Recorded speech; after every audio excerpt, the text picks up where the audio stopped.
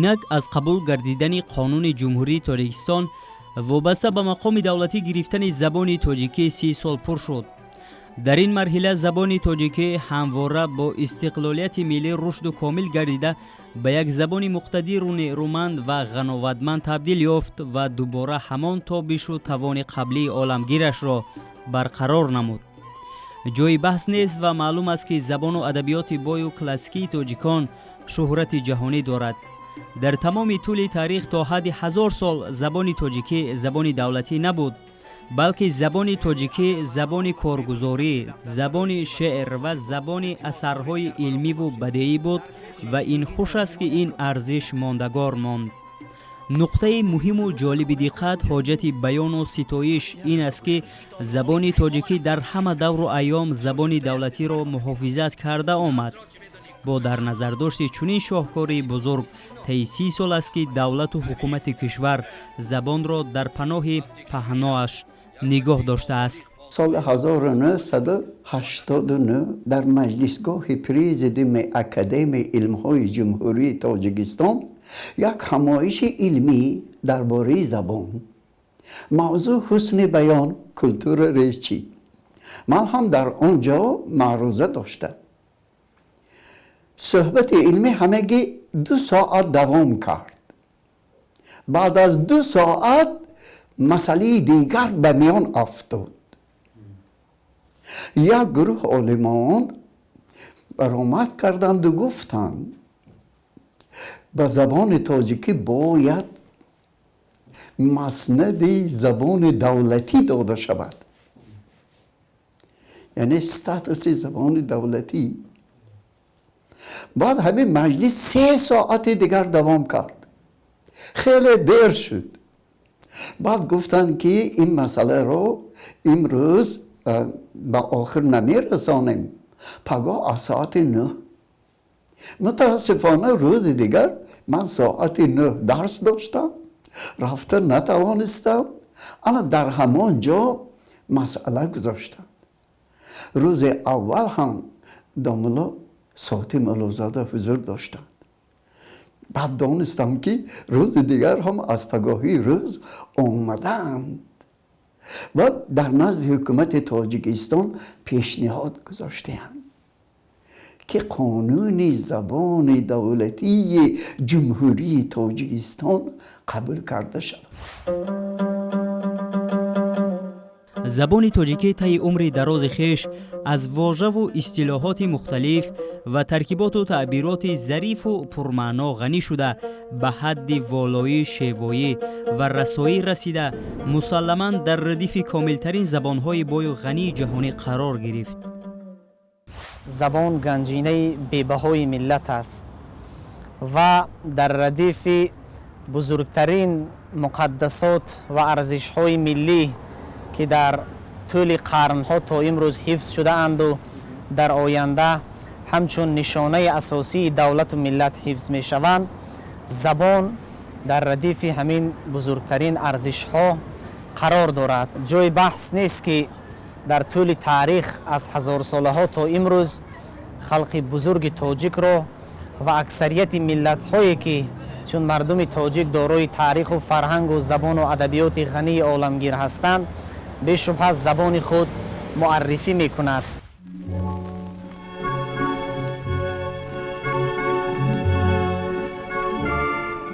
ابردمردان در طول عصرها با این زبان ناب اثرها آفریده، آن را از حمله‌های اجنبیان ایمن داشته چون گنجی بی‌بها به ما میراث گذاشتند.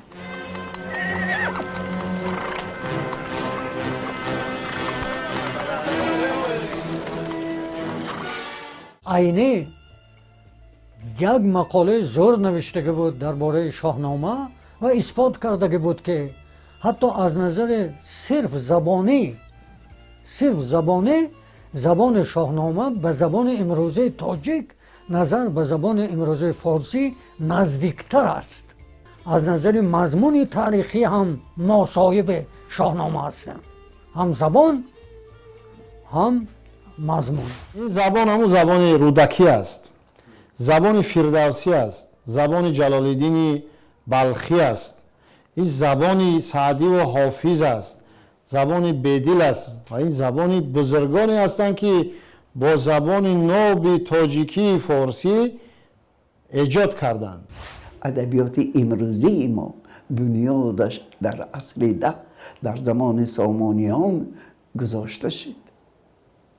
عالمان ما، ادیبان ما شاه اثرهای آفریدن که در بسیار ملت‌های دنیا چنین شاه اثرها نبود، نیست و ما این هم باعث افتخار ما.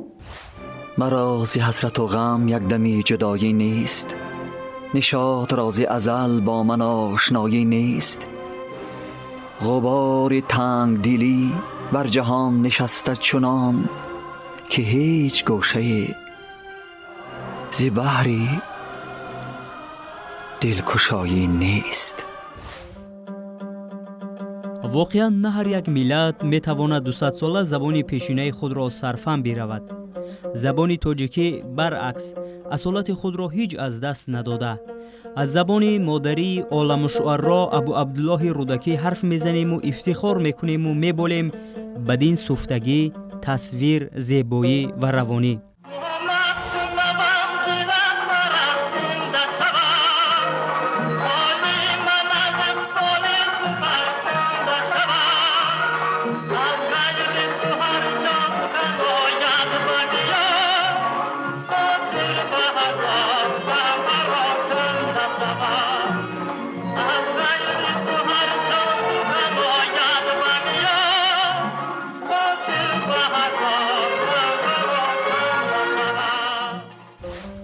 هزار و 200 سال رودکی معروف و معتبر و محترم چیزی گفته گویا همین روز گفته استفاده لغتی را ضرورت نباشد، زبان تا حال پابرجا مانده. معلوم است که در طول تاریخ در دربار امیران و حاکمان حتی غیر تاجیک، اهل فضل، اهل خرد، اهل ایجاد، اهل شعر، اهل سخن بی شبهه بی یگان بحث مردم تاجیک بودند. و یک چیز را قید کردنی هستیم که وقتی مرحوم شادروان استاد مومن قناعت میگوید پارسی گویی، دری گویی و را هرچی میگویی بگو، لفظ شعر و دلبری گویی و را هرچی میگویی بگو. به نامهای مختلف که این زبان یاد میشود در حقیقت زبان مادری ما هست و باعث افتخار ما هست. اولین دیوان با زبان مادری ما مرا خرسند کردی شاعر. دیوان رودکی معجزه است، حتی از ایجاد شاعران بزرگ عرب کم نیست. گواراست که شعرهایت با زبان مادریمان صدا می‌دهند. شعر را باید با زبان نوشت که برای همه مردمان مملکت ما فهما باشد. بگذار مردمان ماورانهر خراسان ایران را اشعار به زبان مادری نوشته شاعرای ما به هم پیوند سازد. ما زبان خود را هیچگاه خوار نمی‌کنیم و در این صورت ما قلب خلقای کشور را تسخیر خواهیم کرد. چون زبان عربی در عصر ده از لحاظ سیاسی، تاریخی و ایدئولوژی و مذهبی از پیشتازترین زبان‌ها دانسته میشد، تنها در ردیف آن زبان تاجیکی میتوانست ایستادگری نماید.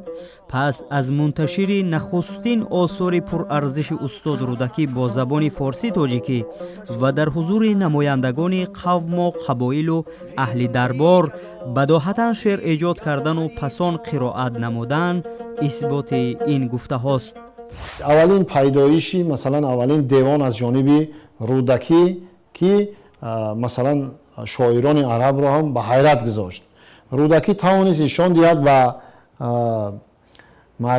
به شاعران عرب و بزرگان عرب که زبان تاجیکی نیز در برابر زبان عربی همان گونه که در مأخذاتشون زبان اهل بهشت است، زبان عربی را تنها نه، زبان فارسی تاجیکی را در پهلویش گذاشتند و همان گونه که زبان عربی قدرتمند است، با او زبان شعر گفته می شود، با او زبان اثر ایجاد کرده می شود، همین قدرت را زبان تاجیکی هم دارد.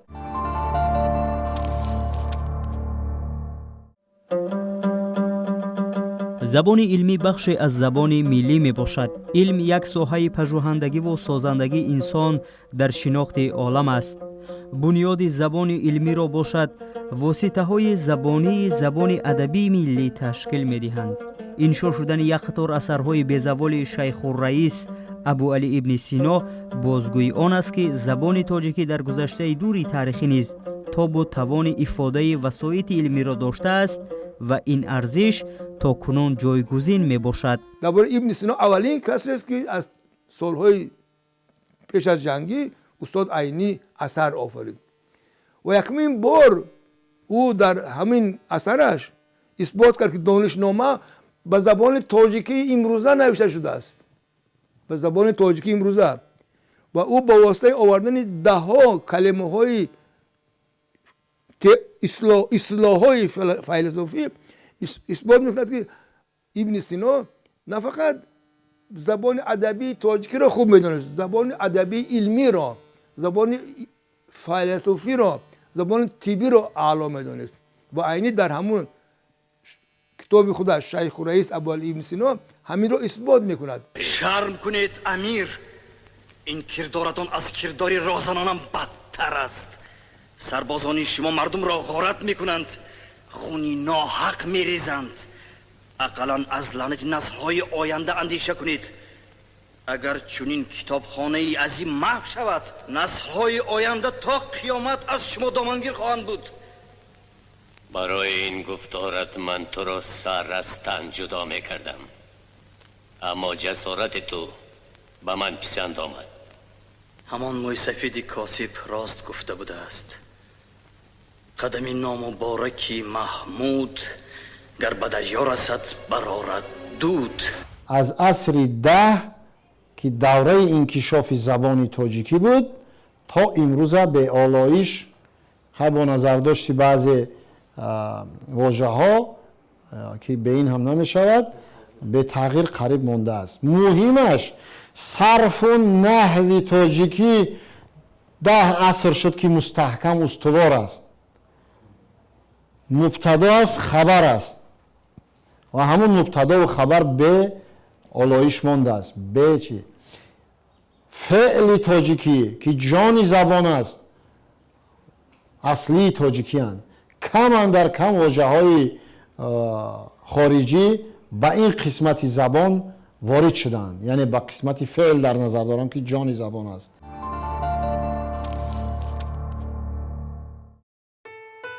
سلوار وارد شدن واژه‌های عربی اساس در زبان تاجیکی شروع از عصر 17 بیشتر به نظر می رسند. این تمایل یک اندازه زبان را مشکل فهم کرد.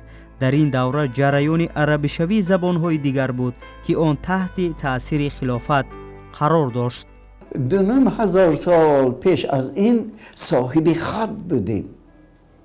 این صاحب خط ما چند مراتب تغییر یافت.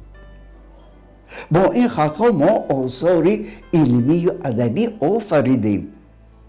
زیاده از 1300 سال زبان عربی در ما خدمت بزرگم کرد. این زبان علم شد، زبان ادبیات شد، زبان تاریخ شد، زبان فلسفه شد. اصطلاحات بسیار در این ساحه به زبان تاجیکی داخل شد. اصلا اصطلاحات و اصطلاح‌سازی در زبان تاجیکی تاریخ قدیمه داشته. یکی از عنصرهای اساسی پیشرفت زبان همچون زبان دولتی و رسمی و کارگزاری می باشد. طوری که معلوم است زبان فارسی تاجیکی 1000 سال است که دارای یک سیستم منظم اصطلاحات بود و کارگزاری در دیوانداری اکثر سلاطین و پادشاهان از دوره طاهریان و صفویان سر کرده به زبان فارسی صورت می گرفت. فرض کردیم یک خیلی کلمه کتاب را گیریم، مکتب، مکتوب، مکاتبه، کتیبه، یکتب، تکتب، همه اینا شرط نیست که به زبان تاجیکی وارد شوند. ما تمام مشتقات عربی را نگرفتیم، ما هم واژه هایی را گرفتیم که به زبان ما وارد شدند و ما هم واژه ها را می توانیم در حیات هر روزه استفاده بریم. ضرورتی مثلا یک نفر در نطق گفتگویش حتی استفاده بود که فاکر بود. ما گفتیم فاکرش چی است؟ گفت از کلمه فکر. ما گفتیم ما فاکر را در زبان تاجیکی نگرفتیم، ما نمیدونم در عربی فکر هست یا نیست، اما کلمه فکر ما گرفتیم، تفکر را گرفتیم، مفکوره را گرفتیم از فکر. لیکن همه کلمه هایی که با فکر در عربی در مشتقات عربی ساخته میشن ما همه را نگرفتیم. نباید که انمو کلمه های عربی که مثلا در زبان تاجیکی معمول نیستن نبودن همه را نباید واردی زبان کرد، حالا که ما واژه های اصلی تاجیکی خود را داریم و باید واژه های اصلی تاجیکی فارسی خود را نگاه بداریم.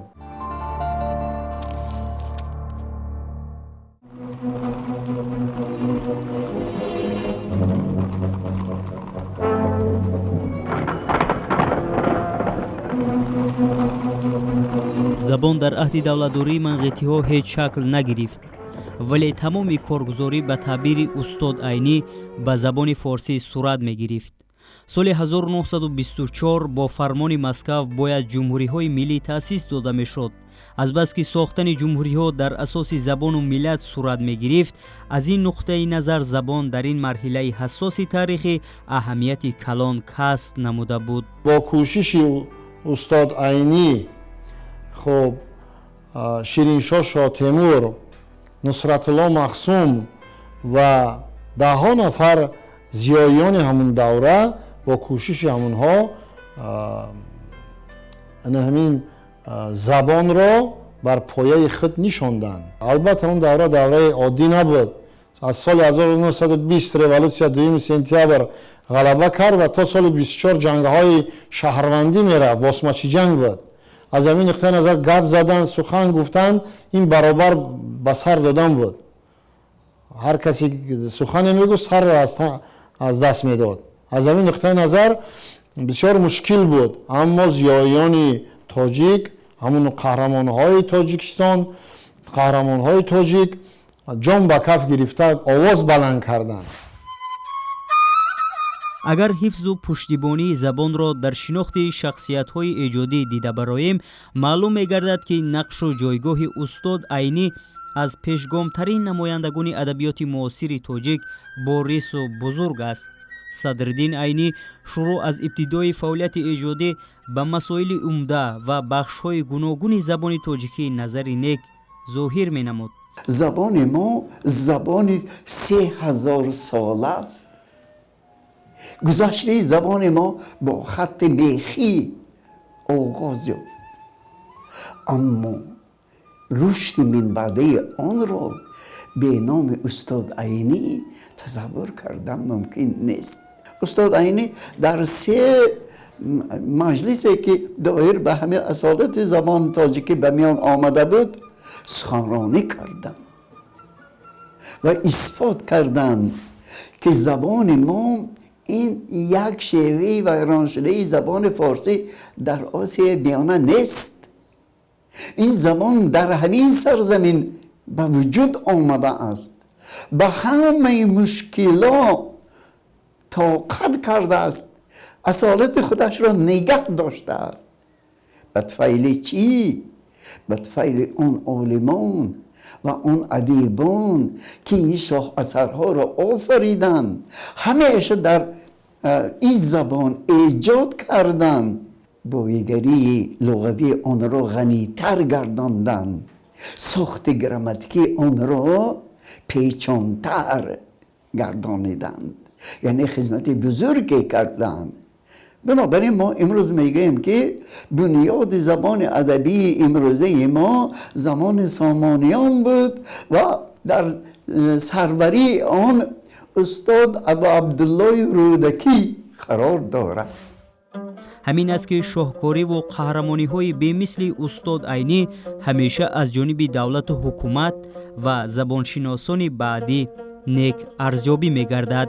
аз соли 1926 با پیدا شدن شهادتنامه تاجیکی را نمونه ادبیات تاجیک استاد عینی میگیم، با پیدا شدن همین اثر بزرگ تاجیکان معرفی شدند و زبان تاجیکی به مرحله نو، به مرحله پاکسازی وارد شد. کسی که خلق را مشهور گردید، نخستین بار سیر از نور گردید، وطن از جهل و تاریکی شد آزاد، به عینی شأن و شهرت ها فرستاد. خودی استاد مشعل شد علو شد، چراغی مردم دنیای نو شد. برویش نور بینم برق بینم، هویدا سرگذشتی شرق بینم. هر قومی که به دنیا زیسته است دردها دارد، محتاجی ها دارد، مصیبت ها دارد. به همه این چیزها این قوم را زبان لازم است که درد دل خود را اظهار کند. زبان قوم مثل زبان اشخاص مقرری نخواهد بود، بلکه زبانی که ترجمه یک قوم میتواند شود روزنامه آن قوم است. اظهار داشته است استاد صدرالدین عینی در مقاله خویش قوم تاجیک و روزنامه 25 اوگوست سال 1924. صدرالدین عینی استاد ما از آغاز سالهای 20 سعی کرده بودند که همین دو چیز میخواستند. یکم ما مطبوعات باشد، مطبوعات تاجیکی باشد، و دوم زبان این مطبوعات تا حد امکان ساده باشد. گویا که همون یک دو تا کلمه عربی استفاده کنه و جملتان فهمیده نتانه، این علامتی اون که تو نغز میدانی. مارکس می نویسد و آخرش میگوید که میبخشم، میگوید گپ دراز شد، برای مختصر نوشتن فرصت نداشتم. انا مثل همون برای تاجیکی نوشتن وقت بیشتر در کار. دلیل بی بحث است که ده ها نفر عالمان و محققان رشته فیلولوژی مخصوصا زبانشناسان از روی اثرهای استاد عینی تا امروز کارهای بارز علمی و علمی تحقیقاتی انجام داده صاحب درجه های علمی گردیدند. استاد عینی خدمت بزرگ برای ملت تاجیک کرد. نخست همون نمونه ادبیات تاجیک که در اونجا از رودکی سر کرده تمامی شاعرانی که در همین منطقه آسیای میانه با زبان تاجیکی فارسی ایجاد کردند، آنها را آورد، نشان داد. پاوست‌های استاد عینی، رمان‌های استاد عینی، اثرهایی که نوشتن در مجموع مکتب عینی را به وجود آورد. و یتیم فرض کردیم، پاوست یتیم، جلادان بخارا، خب آدینه، داخونده، غلامان و یادداشت‌ها، ببینید اثرهایی هستند که با زبان ناب تاجیکی نوشته شده هستند. مکتب عینی ادامه یافت در شخصی فرض کردیم جلال اکرامی، رحیم جلیل، فضلدین محمدیف، خب اینا نسلی امروزه ادیبان بزرگی ما که هستند، عبدالحمید صمدوف، کرامت الله میرزایف، بهمن یار، ارون کوهزاد و ده ها نفر که محض از با زبان ناب تاجیکی اثرهای خود را ایجاد کردند و امروز هر نفری که اگر فرض کردیم در آرزوی پدر کرامت الله میرزایف را بگیرد، با شوق تا آخر تا نخواند کتاب را در جایش نمیگذارد. یعنی اثرهای مثلا اولوغزاده، میبخشید ساطم اولوغزاده را فراموش کردم، این بخشیدنی نیست، زیرا ساطم اولوغزاده بزرگترین نویسنده تاجیک است. اثرهای اولوغزاده، واسه اولوغزاده ماندگار است، اثری است که نظیرش در ادبیات تاجیک مثل واسه نیست.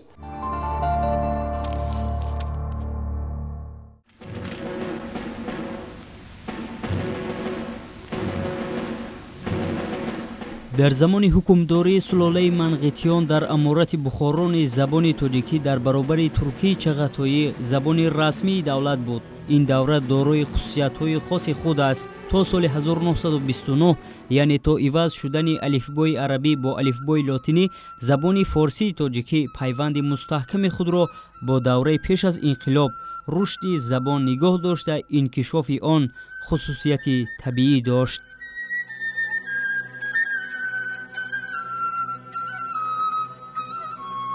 چیز دیگر است مناسبت زبان دولتی با زبانهای دیگر چگونه باشد.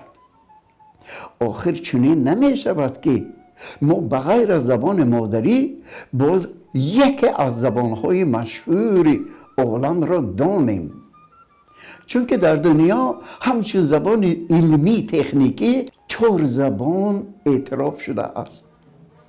یکم زبان انگلیسی، دویم زبان فرانسه، سوم زبان آلمانی، چهارم زبان روسی. زبان روسی در دوام 70 سال شوروی به ما همچون روزنه علم و معرفت خدمت کرد.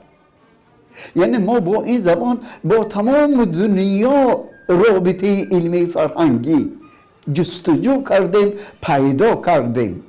بنابراین آموزش زبان روسی باید کم نشود. بعد از سالهای 60 آهسته آهسته رویه احیای مدنیت و رو آوردن به تاریخ گذشته خویش آغاز گردید.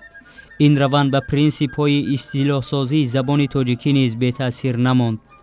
در این دوره کینستودیو استالیناباد صاحب باز یک کامیابی تکنیکی استحصالی شد. ترجمه فیلم های بهترین شوروی و خارجی به زبان تاجیکی برقرار گشت. اولین استادان ساحه ترجمه فیلم ها خادم شایسته هنر قطب‌الدین عالیموف و هنرپیشه شایسته جمهوری عبدالسلام رحیموف بودند.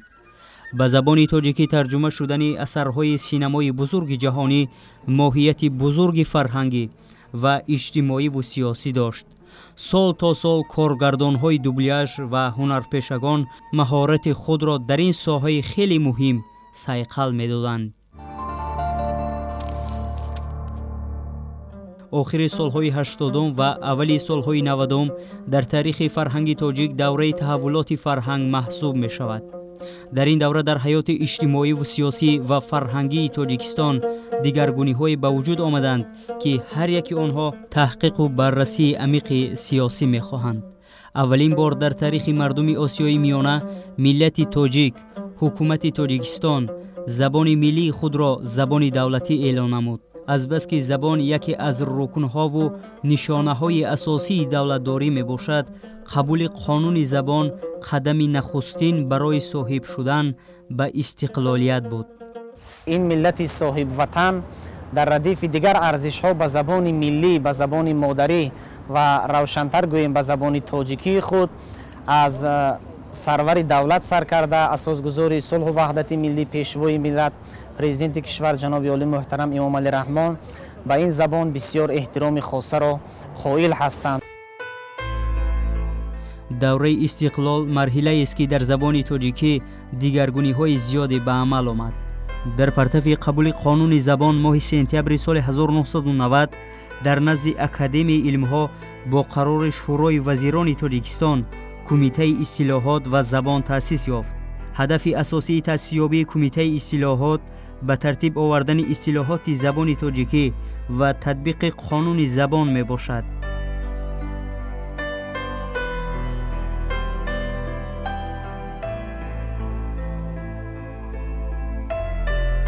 زبان ادبی تاجیکی یکی از زبان‌های پرثروت دنیا بوده تاریخ طولانی و غنی دارد.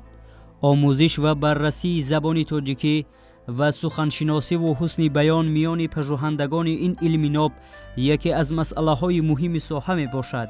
قضیه مهم و مبرم و مورد توجه پژوهندگان نسل معاصر تاجیک نیز به ویژه زبانشناسان این غلط نویسی در زبان می باشد.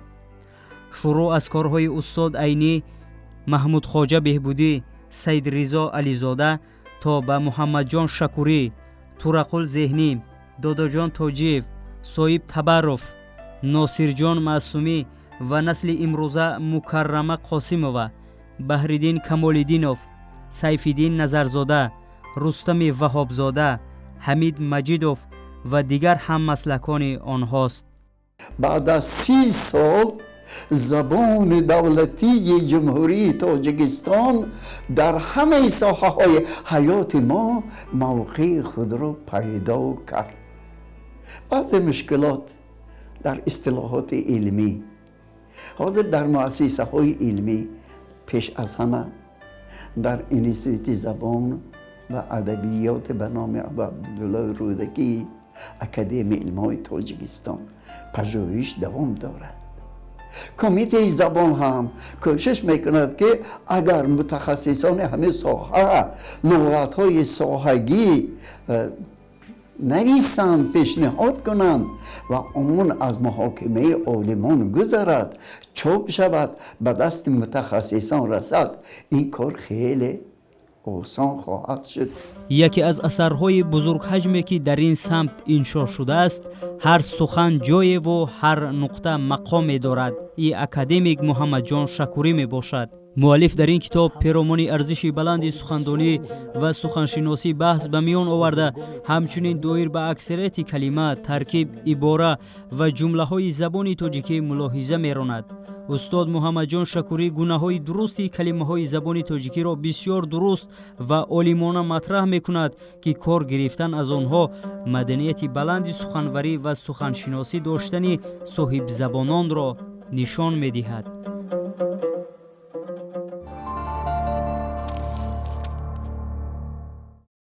از جانب پروفسور و زبانشناس وقت بحرالدین کمال‌الدینوف آثار علمی و دستورهای زیادی تعلیمی وابسته به سخن و حسن بیان ایجاد شدند که عمده‌ترین آنها کتاب‌های اسلوب شناسی، حسن بیان، سخندانان سخن سنجیده گویند، سخن گفتی و دور سفته یا روبرو با میکروفون، سخن از بحر دیگران گویند و غیره می باشد.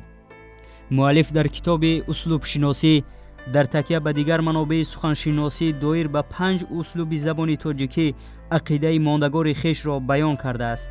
این چنین مؤلف دایر به سبک و اسلوب انفرادی ادیبان معاصر تاجیک امثال صدرالدین عینی، رحیم جلیل، میرسعید میرشکر و دیگران کتاب‌ها و مقاله‌های جداگانه را تالیف نموده است.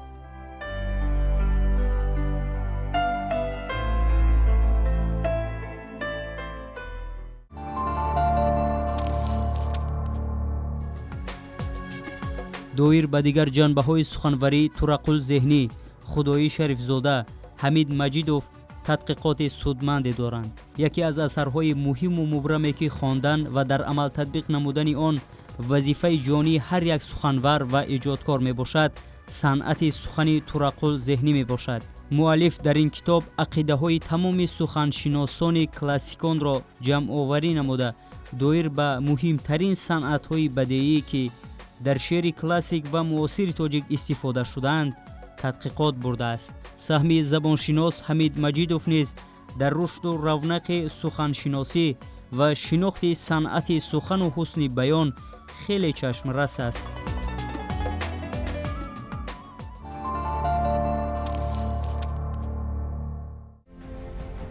پدیده منفی دیگر که آن میتواند من بعد به اصالت زبان تاجیکی لکنت وارد سازد، این همه روزه به وسیله سامانه‌های اجتماعی در بحث‌های زبانی وابسته به زبان و نام آن، نوبسته از تخصص و کار و پیشه اشتراک داشتن نفران کسب و کار گوناگون عموماً صاحب زبانان ما است. به زبان رو آوردن مردم این خوب است، اما در بحث‌های زبانشناسی اشتراک کردن غیر حرفه‌ای‌ها درست نیست.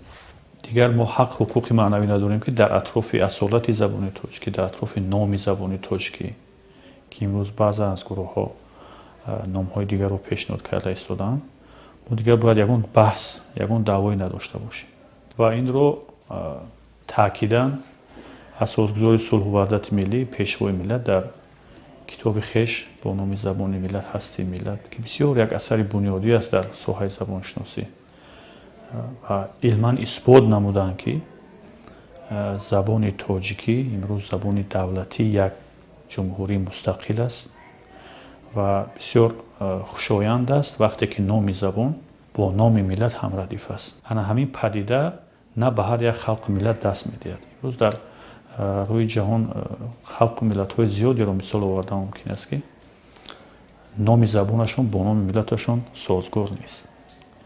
امروز ما یکی از ملت‌های خوشبختانه دنیا هستیم که نام زبانمون با نام ملتم هم وزن است، هم ردیف است، هم قافیه است و این بسیار باعث خوشنودی است. محققان و زبانشناسان این رشته که دایم در دیگ زبان می‌جوشند و پیوسته در فکر حفاظت اصالت زبان تاجیکی، ولی علیرغم این کوشش‌ها در سامانه‌های اجتماعی هنوز هستند بحث و اندیشه های انگیزه‌دار که کاملا غرضناک است و مغرضانه. شاعر گفته است که به منبرهای بالای جهان بردم زبانم را که خلق خوش زبانم با جهان همزبان باشد. زیر ساختار اساسی ملت، نشانه اساسی ملت زبان ملی بوده میتواند و نسل امروز خاصتا نسل زیایی، نسل ایجادکار، شاعر، نویسندگان، عالمان را مسئولیت بزرگ در دوش است که برای نسل های آینده با این زبان آثار گران ارزش و آثار بسیار مهمی که در تمام مسئله های سیاسی و اجتماعی و اخلاقی داخل دارند در آفریدن این آثار به زبان مادری سهمگذار باشند. در آینده ما زبانهای بیگانه را هم می آموزیم، احترام داریم، اما زبان مادری خود را، زبان دولتی خود را بیشتر احترام می‌کنیم. نمیگذاریم که این زبان ناتوان گردد. این زبان رشد کند، در همه ساحه‌های حیات ما دست بالا گردد. اگر دیگر ساحه‌های علم خاصه باشد، یعنی یک بخش را فرا بگیرد، ولی زبان مال همه و برای همه است. چون که زبان پدیده اجتماعی دارد، مهم آن است که تاجیکان توانستند زبان اصلی خود را نگه بدارند و الان ساعت به ساعت زبان تاجیکی توسط راه‌های طبیعی غنی می‌گردد و بای